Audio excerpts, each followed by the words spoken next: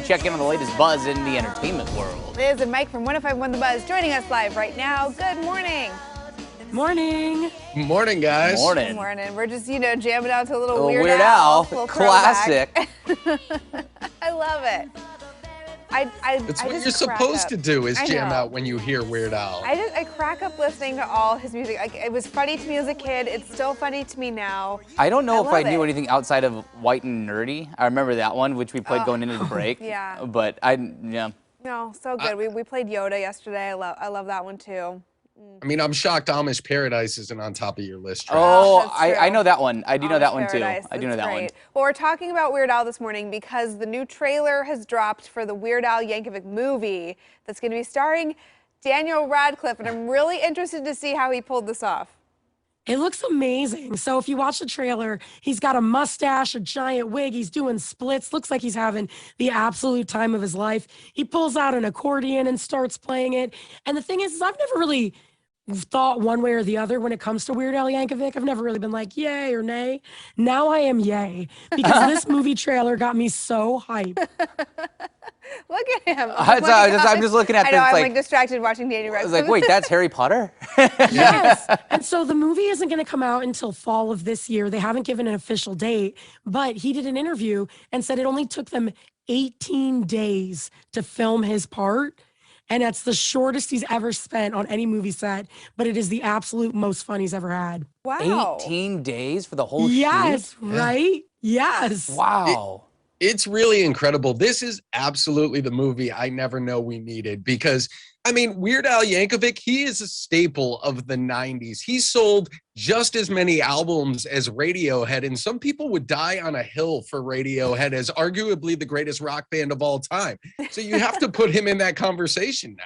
Oh my gosh. Yeah, I mean, it's just one of those things that's like I said, like I listened to him growing up as a kid. It was always so funny, but I don't know that I necessarily know a lot about him and his life. I don't know Who anything. is the Al behind yeah, Weird Al, totally. you know? Yeah, I just like that he's got the Hawaiian shirt on, and Daniel Radcliffe committed because he said before that he takes weird roles on now. That way he doesn't get as associated as much with Harry Potter. And this is definitely a weird role. That makes This sense. is That makes definitely- sense. That way you I could think like the- kind of break For away, sure. create that new identity. I could see that. Well, the weirdest part about it is watching this trailer is seeing Daniel Radcliffe speak in an American accent. That's just what blows my mind. That is a good point. That would be weird. Yeah. Yeah, I have to check that out. I'm looking forward to this one. It's gonna be a fun one to watch for sure. All right, well, we did talk about over the course of the last few weeks, Dolly Parton, she turned down her nomination for the Rock and Roll Hall of Fame. She got inducted. She's okay with it now. We are finally hearing about like why she really turned it down originally to be accepted into this Hall of Fame. Yeah, she did an interview with Billboard and basically said she misunderstood it.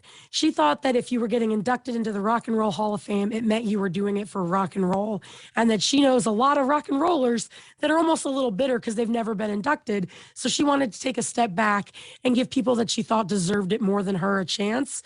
But then after talking with friends and different people like on the committees and whatnot, she found out that it's all branches and genres of music. It's not necessarily just rock and roll, and that she's honored, and now she's like stepping back into it or whatever. But I just think it's amazing that Dolly Parton, who is super successful, super wealthy, been around basically forever, and even she is still like, oh no, I don't deserve this honor.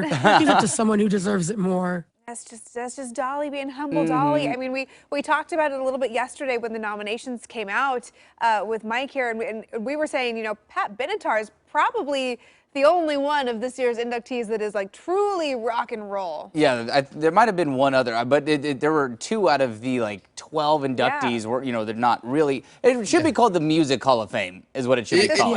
Yeah. It really should. And if there's anybody that defines a particular genre of music more than Dolly Parton defines country, I don't know who it would be. She should have been like a first balloter when they started incorporating all genres of music into the Hall of Fame. And you're right, Travis, it should really be called the Music Hall of Fame. Music Hall of Fame. We need to start a yeah. petition. Yeah? Yeah. Well, Write an angry letter.